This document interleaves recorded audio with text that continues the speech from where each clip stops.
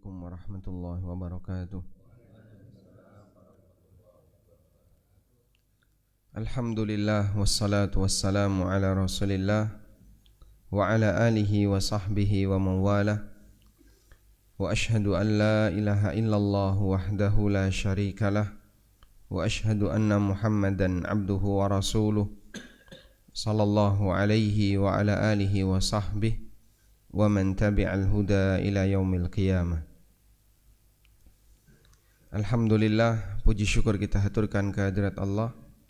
Pagi ini kembali kita membaca kitab Riyadhus Shalihin.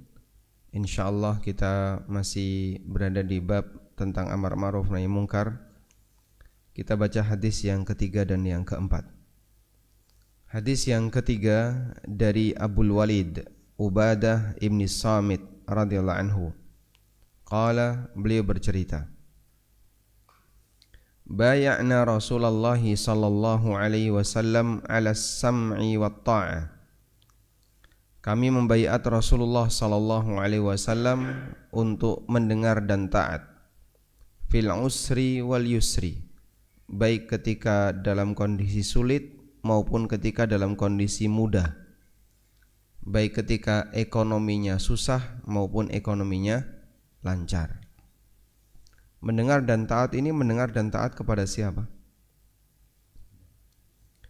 Sikap bawahan mendengar dan taat itu berarti mendengar dan taat kepada atasan, dan yang dimaksud adalah kepada pemimpin, baik ketika ekonomi sulit maupun ketika ekonomi mudah.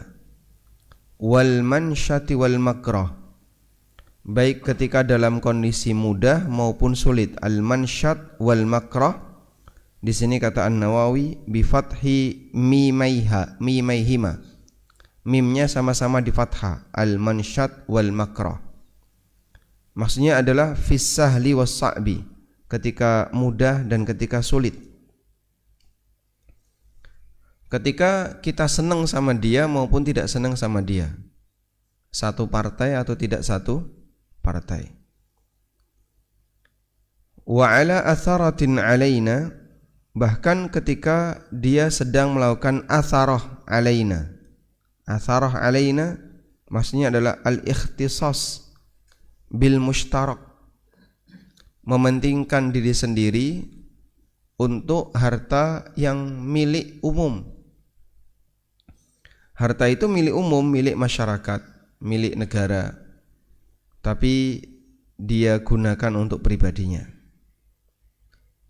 Nabi SAW meminta, kalaupun pemimpin kamu dalam kondisi seperti ini, tetap dengarkan dan taati. Wa ala alla nunazi'al amra ahlahu, dan kami dilarang untuk menghilangkan atau untuk mencabut hak dan wewenang kepemimpinan kepada pemiliknya. Bahasa lainnya dilarang untuk memberontak, ya. Illa antarau kufran bawahan, kecuali ketika kau melihat adanya perbuatan dan praktek kufur yang dilakukan terang-terangan. Indakum minallahi fihi burhan, dan kalian punya bukti di sisi Allah Ta'ala. Aku punya dalil kuat kalau ini adalah kekufuran. Wa ala an naqula bil haqqi, kemudian Nabi SAW membaiat Ubadah bin Samit untuk menyampaikan kebenaran. Kami harus menyampaikan kebenaran ainama kunna, dimanapun kami berada. La nakhafu fillahi laumata laim, dan kami tidak takut dalam menjalankan tugas menyampaikan kebenaran di jalan Allah. Kami tidak takut celaan siapapun.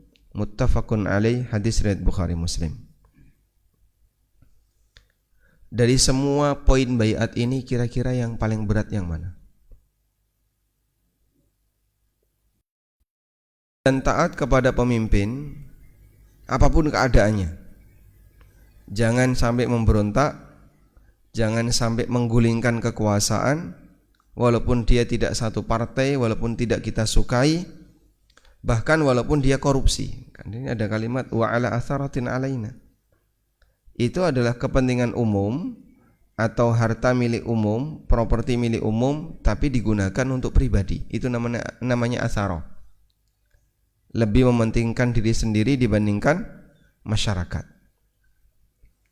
Mungkin kita akan merasa berat.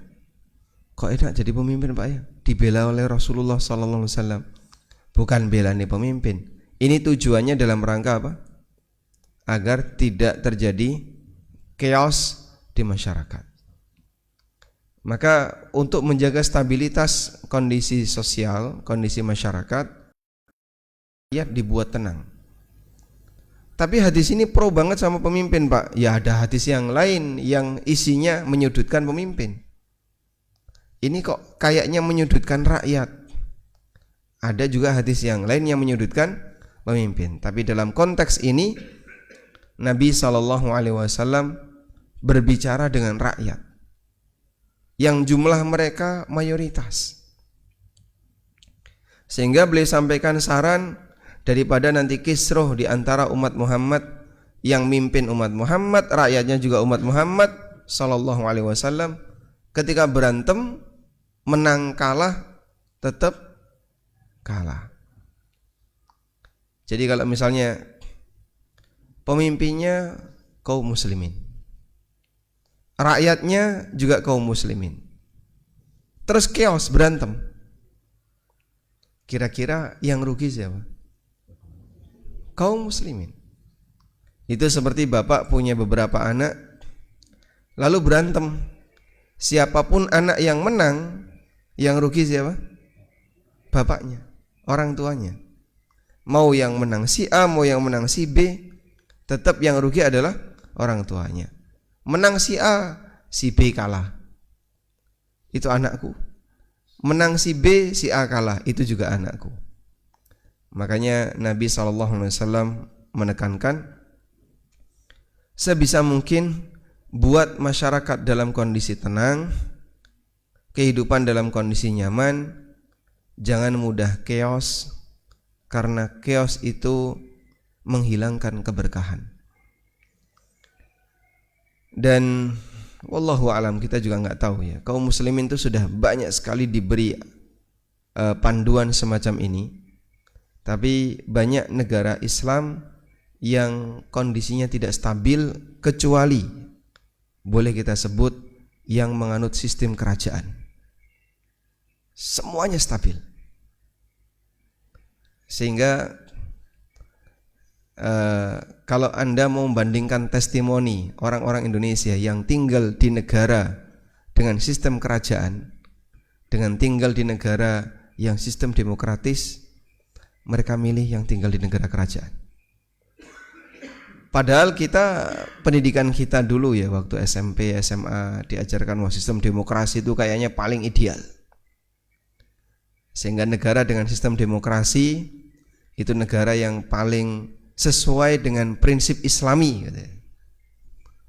Tapi kenyataannya negara yang demokrasi kayak gini, Indonesia, Mesir, kemudian utaranya Mesir mana? Libya, lalu kanan kirinya ya, itu suasana chaosnya cukup dominan, sehingga dikit-dikit kalau enggak demo, ribut, rame, dan seterusnya. Apalagi kalau sudah berulang setiap kali musim pemilu. Tidak cuma tingkat pusat, sampai tingkat kelurahan saja, hampir setiap yang namanya pemilihan itu selalu ada korban. Pemilihan kelurahan yang mati ada nggak Pak? Kasus mati dalam pemilihan kelurahan? Mungkin ada, dan bahkan cukup banyak.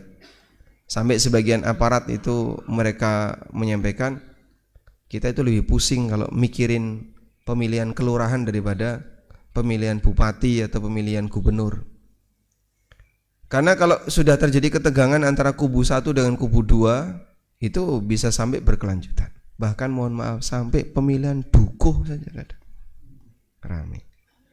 Ya, saya tidak perlu menyebut daerah ya, karena suasana seperti itu kadang berkelanjutan dalam waktu yang cukup lama.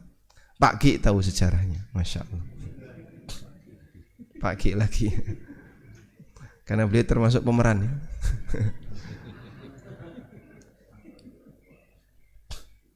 Baik. Ini dipimpin oleh Raja Jawa itu, jenengan setuju?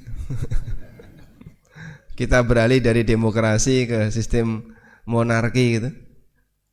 Keberatan Pak ya? Wah, keberatan. Kalau di Jogja, nah itu teman-teman di Jakarta itu bilang, apa benar di Jogja nggak pernah ada pemilihan gubernur? Ya kita sampaikan, di Jogja tidak pernah ada pemilihan gubernur ya.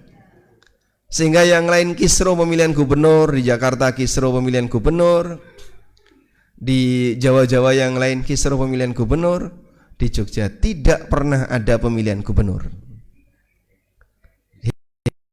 Perlu biaya pemilihan gubernur dan tidak ada kisro. Kisronya pemilihan bupati.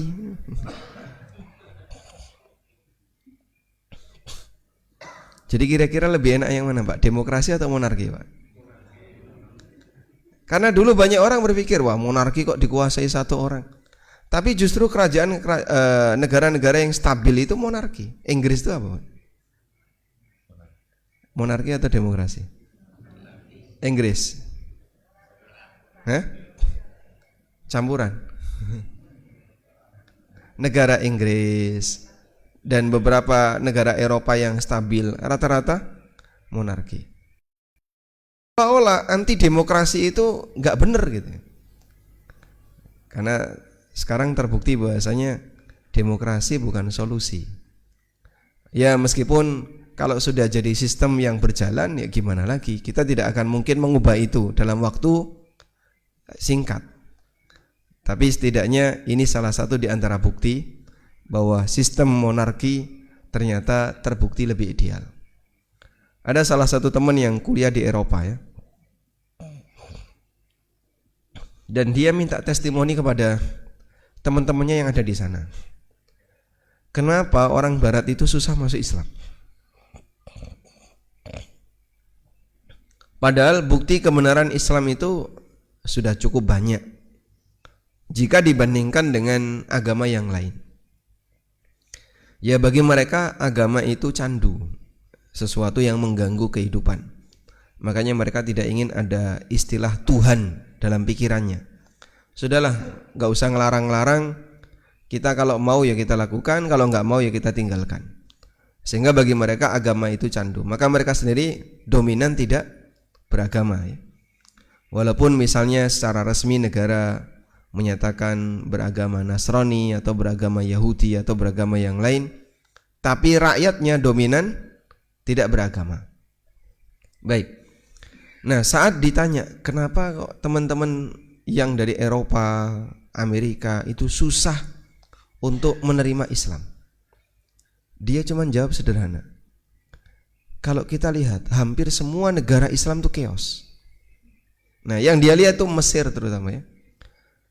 Mesir itu revolusi berkali-kali dan korbannya banyak sekali. Seperti kemarin ya, perpindahan dari siapa? Asisi, sebelumnya Asisi, Mursi. Dari Mursi ke Asisi itu korbannya ribuan itu. Karena ketika terjadi kudeta militer ya serius sekali itu. Dan Mursi yang sebelumnya Ikhwanul Muslimin, pembelanya kan banyak sekali. Melawan militer ya seperti tangan kosong melawan, yang mati banyak sekali. Belum lagi Libya, kan dulu sempat Arab Spring gitu, terjadi Sudan, sampai sekarang perang Yaman, kemudian Irak dan kanan kirinya. Dan itu sempat ketar-ketir negara-negara yang lain. Ini kalau menular ke negara yang lain bisa berbahaya. Suriah yang seperti itu. Dan itu ketegangan internal. Ya walaupun ada negara luar yang ikut terlibat, ikut campur di situ. Cuman yang terjadi adalah rakyat diadu dengan rakyat atau rakyat diadu dengan pemerintahnya. Jadilah chaos di mana-mana. Coba kayak Suriah itu, Pak. Kalau seperti Suriah, kira-kira untuk kembali seperti semula nggak ya Pak? Pak Yunahar Ilyas itu salah satu di antara narasumber yang cukup sering diundang ke Suriah dulu. Ada beberapa kampus yang mengundang beliau secara rutin. Tapi begitu chaos ya sudah, banyak sekali kegiatan yang terhenti. Ada beberapa ulama Suriah yang dijadikan referensi mazhab Syafi'iyah, tapi ketika chaos hilang. Beliau ini sekarang di mana? Muhammad Dibbugha, kemudian Mustafa Al-Khin. Bukunya Pak Siddiq pernah saya pinjam, itu karya-karya mereka. Yang orang-orang ini orang-orang besar dalam lingkaran para ulama. Tapi ketika chaos hilang, Syekh ini ada di mana? Maka kegiatan seperti itu jadi nggak berlaku ya. Kegiatan-kegiatan ilmiah jadi tertahan gara-gara tidak stabil. Nah, hadis ini mengajarkan tentang itu, kestabilan. Karena kenyataannya apapun sistem demokrasi, penyakit di masyarakat nggak bisa hilang, yaitu atharoh, korupsi. Mana-mana ada Pak. Ya karena dia sudah punya kesempatan, aku ada di atas, dimanfaatkan. Maka di saat itulah Islam mengajarkan, kalaupun ada seperti itu ya sudahlah, nggak usah ribut, nggak usah rame. Sehebat apapun orang mau mengambil harta, tidak akan sampai bisa menghabiskan harta negara. Baik, kita lanjutkan sekarang. Bagian akhir dari pesan ini adalah Nabi SAW mengatakan kepada sahabat Ubadah bin Samit, wa ala an naqula bil haqqi aynama kunna, dan agar kami menyampaikan kebenaran dimanapun kami berada. La nakhafu fillahi laumata laim, kami tidak takut celaan siapapun di hadapan Allah Subhanahu wa taala. Sehingga dia sampaikan kebenaran walaupun mungkin nanti akan beresiko karena ya ada orang yang enggak setuju, kemudian dikomentari dan seterusnya. Ya gimana lagi? Kalau mau mengejar semua orang harus setuju, itu cita-cita yang mustahil dicapai. Kenapa Pak? Ya karena namanya manusia pasti akan ada yang tidak setuju. Ada sebuah perkataan yang disampaikan oleh Imam Asy-Syafi'i. Mungkin Bapak Ibu ada yang sudah hafal ya. Ridhon nasi ghayatun, ridhon nasi ghayatun la tudrak. Ridhon nasi ghayatun la tudrak. Untuk menggapai kerelaan, keridhaan semua umat manusia, itu tujuan yang mustahil bisa didapat. Waridhor rabbi ghayatun la tutrak. Waridhor rabbi ghayatun la tutrak. Tapi ridha Allah adalah cita-cita yang tidak boleh ditinggalkan. Ridhon nasi ghayatun la tudrak, wa ridhor rabbi ghayatun la tutrak. Mengharapkan kerelaan semua umat manusia itu mustahil. Ya aku sampaikan seperti ini, Bapak setuju nggak setuju, saya seperti ini.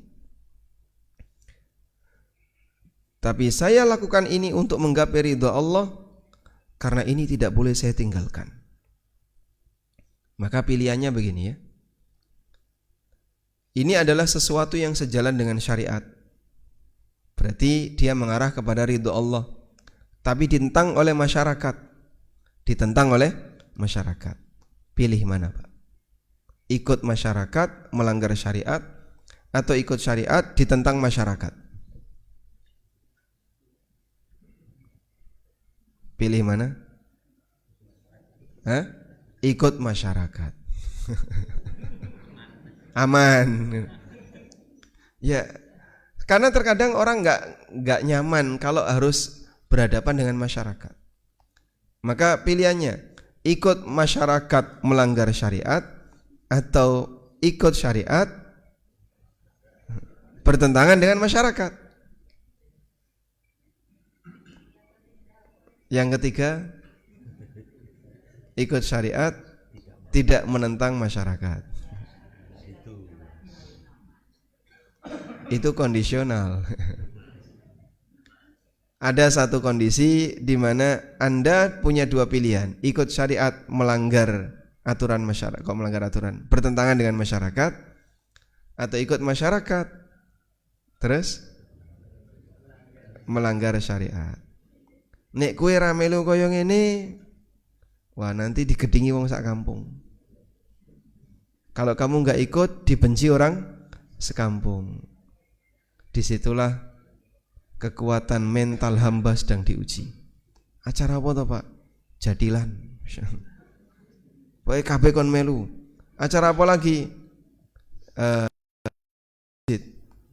Acara ini dan seterusnya. Jadi pelataran masjid dipakai senam, semuanya harus ikut. Wah.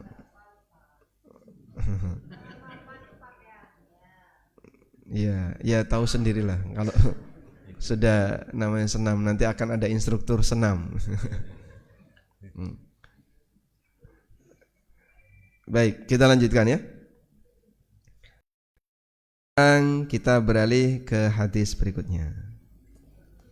Ini hadis ilustrasi yang diberikan Nabi SAW dan sangat bagus untuk menggambarkan bagaimana pentingnya menjaga amar ma'ruf nahi munkar.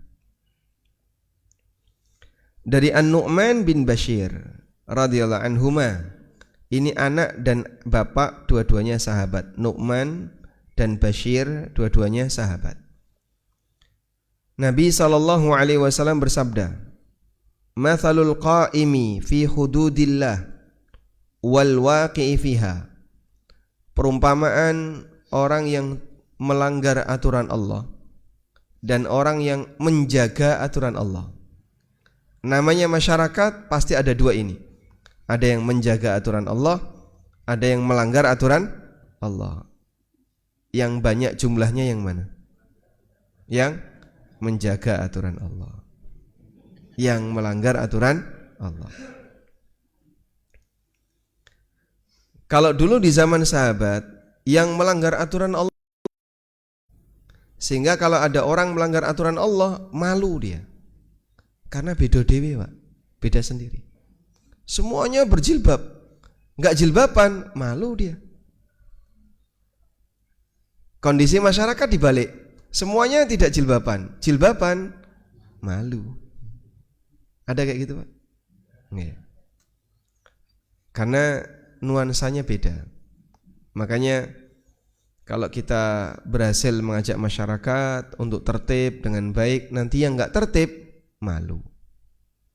Sehingga misalnya semuanya yang bapak-bapak sholat di masjid, nggak ketahuan sholat di masjid gimana Pak? Digoleki Pak, neng di Pak keli. Biasanya teko kok saya gak teko. Nah, orang kalau masyarakatnya sudah tertib dengan aturan, siapa yang melanggar dia malu. Perumpamaan yang diberikan Nabi SAW antara yang tertib aturan dengan yang melanggar aturan. Kamathali qaumin istahamu ala safinatin, seperti orang yang mereka berbagi tempat ketika naik perahu. Fasara ba'duhum a'laha wa ba'duhum asfalaha. Nah, pada saat mereka naik perahu, maka penumpang terbagi menjadi dua. Ada yang naik di atas dan ada yang naik di bawah. Wa kana alladhi fi asfaliha idza istasqau minal ma'i marru ala man fawqahum. Yang berada di dok bawah, ketika mereka butuh air, mereka harus naik ke atas, melewati orang-orang yang berada di atasnya. Nah, kemudian yang di dok bawah ini punya inisiatif. Lau anna kharaqna fi nasibina kharqan walam nu'dhi man fawqana. Gimana kalau kita lubangi saja ini perahu, ya? Sehingga kalau butuh air tidak perlu ganggu orang yang di atas. Kita lubangi saja ini perahu dari bawah, Nanti kalau butuh air kan tinggal cabut sumbatan, keluar air. Sehingga kita tidak perlu ganggu yang ada di atas. Apa yang terjadi kira-kira? Kata Nabi SAW, fa in tarakuhum, kalau semua mereka diam, tarakuhum, meninggalkan dalam hal ini, sudahlah, nggak gubris, biarin aja. Kalau mereka semuanya diam, wa ma aradu, dan membiarkan apa yang mereka inginkan, yang tadi membiarkan tindakan orang yang mau melubangi tadi, halaku jami'an, semuanya tenggelam. Wa in akhadhu ala aidihim najau wa najau jami'an. Tapi kalau dia diingatkan terhadap perbuatan yang mau mereka lakukan, mereka akan selamat dan selamat semuanya. Hadis riwayat Bukhari. Sehingga saat terjadi pelanggaran, kalau masyarakat itu diam, tidak ada satupun tokoh masyarakat yang mengingatkan. Nah, Pak Siddiq juga diam saja itu. Pak Hasin nggih mendel mawon. Napa meneh Pak Ki? Nah, yang ditunggu komentarnya diam semua. Ya, jadi misalnya ada nge-share apa di grup WA atau perbuatan apa di lingkungan masyarakat, hal yang baru yang mungkin sebelumnya nggak pernah ada. Ini diam. Nah, Pak Budi menang. Pak ini Pak menang. Terus gimana ini? Akhirnya masyarakat menganggap itu hal yang biasa. Oh, berarti sudah disetujui semuanya. Aku tak melu. Halaku jami'an. Akhirnya tenggelam semuanya. Tapi kalau salah satu peduli kemudian mengingatkan, oh ini tidak boleh, ini bahaya, apa yang terjadi? Mereka bisa selamat dan selamat semuanya. Maka ketika ada arus maksiat, harus ada yang berusaha untuk menghalangi. Jadi arus maksiat ini mengalir, kalau tidak diblok, dia akan merusak semua tatanan masyarakat. Makanya ketika Imam Ahmad rahimahullah dikomentari oleh seseorang, kenapa Anda kok sering menilai orang lain dengan penilaian status hadisnya? Fulan do'if, si A hadisnya do'if, si A palsu hadisnya, si A pendusta, si A. Dan itu sempat meresahkan sebagian orang. Karena jadinya kan harus menyebut nama orang tertentu berkaitan dengan penilaian hadis.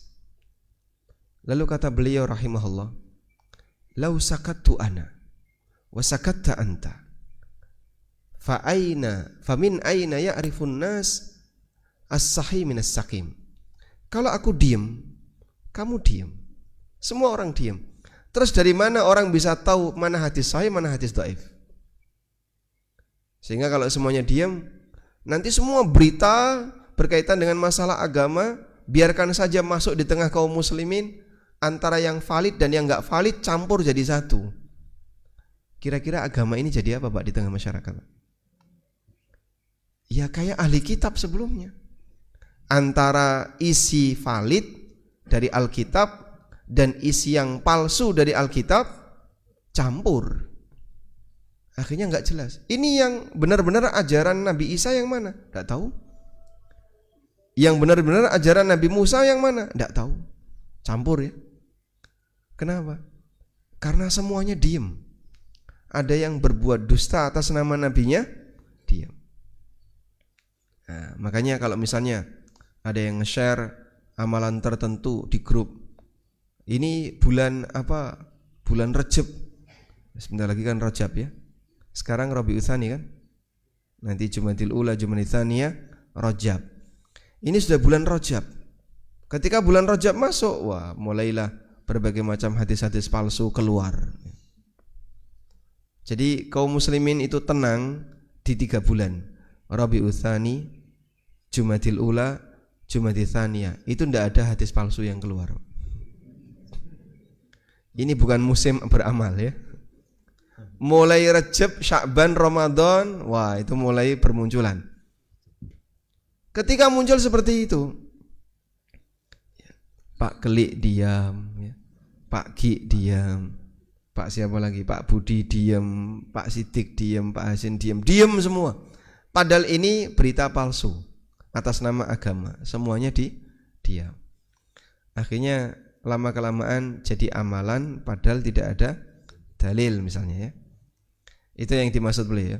Kalau aku diam, kamu diam, dari mana orang tahu mana hadis sahih, mana hadis dhaif? Baik. Oleh karena itu disinilah perlu ada yang ngeblok. Nah, ngeblok arus maksiat ini, arus berita-berita palsu dan seterusnya, tujuannya biar tidak menjalar. Ini yang dinyatakan oleh Allah Subhanahu wa taala dalam firman-Nya berkaitan dengan bagaimana cara Allah Subhanahu wa taala menghentikan potensi maksiat.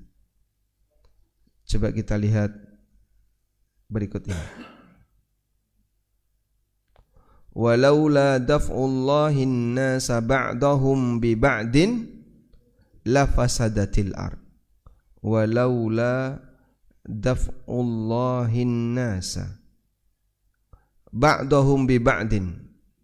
Di surat Al-Baqarah ayat 251. Walaula daf'ullahin nasa ba'dahum bi ba'din lafasadatil ard. Andaikan Allah tidak menghalangi potensi maksiat sebagian manusia, ba'dahum sebagian mereka, bi ba'din dengan Allah hadirkan sebagian manusia yang lain, lafasadatil ard, bumi ini rusak. Sehingga kalau orang yang berbuat apapun, biarkan sajalah saenake dhewe karepmu gitu. Dibiarkan saja, rusaklah bumi ini. Maka yang mau sesat silahkan sesat, yang mau menyimpang silahkan menyimpang. Biarkan saja, tidak perlu diingatkan, tidak perlu dihalangi, rusaklah bumi ini. Yang dimaksud rusak bumi itu penyimpangan akan tersebar di mana-mana sehingga terjadi kerusakan sosial yang tidak bisa ya terselesaikan. Yang ini menyimpang, yang ini menyimpang, ini menyimpang. Baik. Di saat itulah pada peristiwa, Bapak mungkin pernah mendengar cerita tentang pengaruh sekte Mu'tazilah. Mu'tazilah di zaman Daulah Abbasiyah. Ya. Mereka mengajarkan prinsip apa? Al-Quran makhluk. Al-Quran makhluk. Dan ini diadopsi oleh negara, sehingga dijadikan sebagai salah satu prinsip negara yang dipaksakan untuk semua masyarakat. Siapapun harus mau mengakui Quran makhluk. Akhirnya banyak sekali ulama yang ditangkap dan sebagian ulama dibunuh. Beberapa ulama seperti Muhammad bin Nuh Al-Buwaiti, kemudian penulis kitab Hilyatul Auliya, dan beberapa ulama yang lainnya, mereka dibantai, dibunuh, sampai sebagian di antara mereka ketakutan, sehingga mereka mengatakan Quran makhluk. Banyak sekali yang mengatakan seperti itu. Nah, ada yang sampai ketakutan kayak gini. Ketika dipaksa untuk mengakui Quran makhluk, dia menggunakan tangannya. Al-Quran, Taurat, Injil, Zabur, ini semuanya makhluk. Ini semuanya maksudnya adalah jari ini semuanya adalah makhluk. Karena dia nggak berani. Kalau nggak ngomong kayak gitu nanti dia bisa ditangkap, dihukum. Kecuali Imam Ahmad, beliau ketika di penjara sampai diminta, sudahlah katakan saja Quran makhluk daripada kayak gini nasibmu. Kalau sampai dikatakan Quran makhluk, semuanya mengatakan Quran makhluk, ya sudah, itu akan jadi akidah kaum muslimin bahwa Quran adalah makhluk. Padahal Al-Quran itu apa, Pak? Kalamullah, dan kalamullah bukan makhluk. Karena sifat Allah itu bukan makhluk. Nah, itu contoh bagaimana keyakinan menyimpang sempat disebarkan dan dilindungi oleh negara. Mungkin sempat jadi viral dia. Liberal, pemikiran liberal ini pernah menguasai pemerintahan di negara kita. Sehingga sampai kemarin sempat ada tes wawancara di beberapa BUMN, itu kan ada soal ya. Jika Al-Quran jika bertentangan dengan undang-undang negara, mana yang kamu pilih? Kan segera sengaja dibenturkan kayak gini. Kalau kau menjumpai ada aturan Al-Quran bertentangan dengan undang-undang negara, mana yang kamu pilih? Mana yang dipilih, Pak? Yang salah yang bikin undang-undang. Yang salah yang bikin undang-undang. Sehingga jawaban yang benar apa? Yang bikin undang-undang ini penjahat. Bagaimana mungkin dia bikin undang-undang yang bertentangan dengan kitab suci mayoritas penduduk Indonesia? Kitab suci mereka adalah Al-Quran. Kok berani-beraninya yang bikin undang-undang membuat undang-undang bertentangan dengan kitab suci yang dianut oleh mayoritas penduduk Indonesia? Berarti ini kan penjahat ini. Tapi dibenturkan setelah itu. Terus pilihan 1, pilihan 2 itu adalah lebih condong Al-Quran, condong kepada undang-undang, tinggalkan semuanya. Anda pilih yang mana? Lari dari Indonesia. Karena ada yang remaja-remaja yang baru-baru lulus kuliah. Apa istilahnya kemarin? Kabur aja ya. Kabur aja. Ya, karena ini kan kesengajaan. Ngapain kamu ngomong kayak gini kan? Seolah-olah memancing emosi masyarakat. Alhamdulillah ini enggak bertahan lama ya. Hanya sekian tahun dia sempat bertahan. Alhamdulillah zaman Prabowo berakhir. Orang-orang liberal ini mulai tersingkir. Sekarang kita kembali tenang sehingga masyarakat dibuat lebih tenang berkaitan dengan masalah ideologi. Nah, kita berharap mudah-mudahan seperti ini selalu ada yang mengingatkan sehingga masyarakat tidak dibentur-benturkan berkaitan dengan masalah keyakinan mereka dengan negaranya, yang itu dilakukan secara kesengajaan. Maksudnya adalah untuk menimbulkan emosi masyarakat. Wallahu ta'ala alam.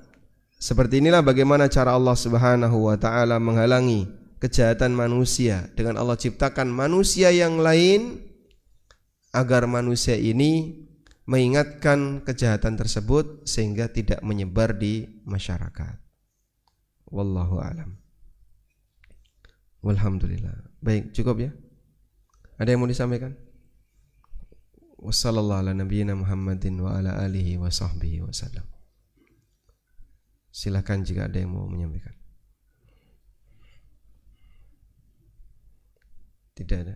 Silakan. Waalaikumsalam warahmatullahi wabarakatuh. Maaf, ini di luar materi kita hari ini. Cuman ada kaitan juga dengan materi kita beberapa waktu lalu.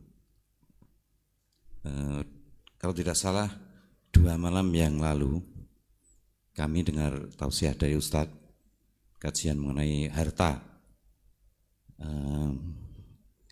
Dijelaskan bahwa apabila seorang yang meninggalkan harta warisan, kemudian harta warisan itu berpindah ke ahli waris memanfaatkan untuk ketaatan. Ini yang memberikan warisan, yang meninggalkan warisan tidak mendapatkan pahala.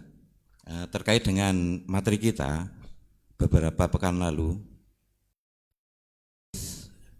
man dalla ala khairin falahu mithlu ajru mithlu seterusnya, itu bagaimana mengkompromikan dua hal ini, atau saya yang salah memahami?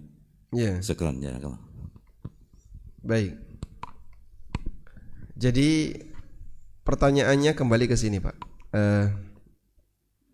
Meninggalkan warisan itu amal atau bukan, Pak? Sehingga coba lihat ini. Perpindahan harta. Perpindahan harta. Dari ortu ke anak atau suami ke istri. Dari suami ke istri. Itu ada yang bentuknya nafkah. Ada yang bentuknya nafkah. Ini apa hukumnya? Wajib. Sehingga kalau suami ngasih nafkah ke istri, yang dapat pahala yang mana? Suami atau istri? Suami. Kenapa? Karena suami menunaikan kewajiban. Udah? Kalau istri nggak terima, Pak, bahaya itu. Ini tak kasih nafkah, moh aku radoyan duitmu. Wah. Itu sama dengan menabuh pentungan, ya. Baik. Sehingga ketika suami ngasih nafkah ke istrinya, statusnya dia menunaikan kewajiban. Yang kedua, hibah, hadiah. Apa hukumnya? Anjuran, ya. Dianjurkan. Nabi SAW menganjurkan untuk memberi hadiah. Tahadu tahabu. Lakukanlah memberi hadiah agar kalian bisa saling mencintai. Sudah? Sehingga suami ngasih hadiah ke istrinya berpahala enggak? Berpahala. Alhamdulillah. Baik. Yang ketiga, warisan. Warisan ini amalan atau bukan? Warisan ini amalan atau bukan? Amalan atau bukan? Bukan, Pak. Kok bisa, Pak? Bukan. Karena sifatnya otomatis. Warisan itu otomatis, yang disebut dengan ijbari. Para ulama menyebutnya ijbari. Sehingga ketika si A punya harta, begitu A meninggal, otomatis hartanya si A pindah kepemilikan ke ahli waris. Misalnya ya, A dan B menikah, tidak punya anak. A punya saudara, laki plus perempuan. Begini. Lalu A meninggal dunia. Dia punya harta 5 meter. Baik, 5 misalnya ya. Siapa ahli warisnya? B dapat berapa? 1/4. Karena nggak ada anak, dan sisanya ke saudaranya. Sisanya kan ke sini. Nah, pertanyaannya, A yang waktu itu punya harta, kemudian hartanya pindah ke saudaranya dengan status sebagai warisan, itu amal A atau bukan? Bukan. Bisa jadi A itu nggak senang sama saudaranya. Saya itu nggak suka sama saudaranya, nggak akrab sama saudaranya. Cuman waktu itu dia tidak menghibahkan hartanya ke istrinya. Maka secara harta itu pindah ke saudaranya. Dalam posisi A sendiri juga nggak suka sama saudaranya, misalnya ya. Atau dalam posisi A tidak suka sama istrinya, tapi tetap saja yang namanya istri dapat warisan. Ada nggak kayak gitu, Pak? Kasus orang tidak suka sama orang tertentu, tapi yang tidak disukai itu dapat warisan darinya. Banyak ya. Sudah? Nah, yang jadi pertanyaan, ketika itu pindah ke saudaranya, Anda sebut ini bukan amal, karena di luar kehendak manusia. Kan otomatis tadi, di luar kehendak manusia. Namanya amal itu ya ada keinginan kita, ada kehendak kita, ada aktivitas yang kita lakukan. Ini bukan aktivitas kamu, tapi Allah yang bagi. Maka status pembagian waris tadi bukan amal. Begitu? Nah, ketika itu bukan amal, lalu dipakai oleh saudaranya beramal, berarti amalnya siapa? Nah, warisan tadi dipakai haji misalnya. A punya uang 5 tuh nggak mau haji. Nah, begitu kepegang saudaranya, dipakai haji, dipakai umroh, dipakai wakaf masjid, amalnya siapa jadinya? Amal saudaranya. Walaupun harta itu awalnya milik A, tapi dia pindah di luar kendali A. Jadi disebut sebagai amal A karena tadi proses perpindahan ini di luar kehendak A. Ini kan sudah pindah, Pak. Proses perpindahan ini di luar kehendak A, maka bukan lagi miliknya A, sekarang jadi milik saudaranya. Nah, sekarang bagaimana dengan hadis man dalla 'alal khair kafa'ilihi? Siapa yang menunjukkan kebaikan maka dia mendapatkan pahala seperti pelaku. Itu terjadi, dia menunjukkan, berarti dia punya amal. Andaikan A menghibahkan 5M ke saudaranya, kowe arep umroh ora? Arep. Kita biayai. Nah, itu lo dapat pahala. Tapi itu kan ketika dia masih hidup. Atau dia berwasiat. Nanti kalau saya mati, tolong duitku yang nilainya sekian kau pakai untuk umroh. Kabeh dulur-dulure go umroh, sisane baru warisan. Itu mungkin statusnya apa? Wasiat amal. Sehingga wasiat itu adalah kehendak dia waktu masih hidup, tapi ditunaikan pasca kematian. Bedanya hibah dengan wasiat itu apa? Kalau hibah ditunaikan ketika orangnya masih hidup, dinyatakan waktu masih hidup, ditunaikan hidup. Kalau wasiat dinyatakan ketika hidup, ditunaikan setelah mati. Nah, itu baru amal. Ngeten nggih? Alhamdulillah. Baik, cukup. Baik, demikian semoga apa yang kita bahas ini bermanfaat. Allahumma anfa'na bima 'allamtana wa 'allimna ma yanfa'una warzuqna ilma. Wa sallallahu ala nabiyyina Muhammadin wa ala alihi wa sahbihi wa sallam. Wa akhiru da'wana anil hamdulillahi rabbil alamin. Wassalamu alaikum warahmatullahi wabarakatuh.